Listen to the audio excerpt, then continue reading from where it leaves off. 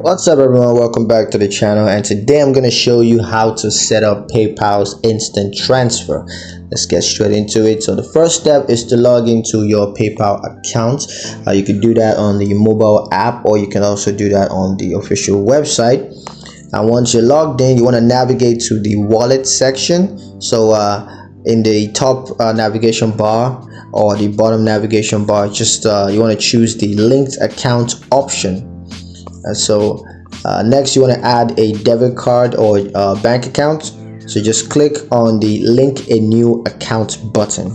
Next, just choose whether to link a debit card or bank account, and then enter the account details, including the account number and routing number if you're going with the bank account option.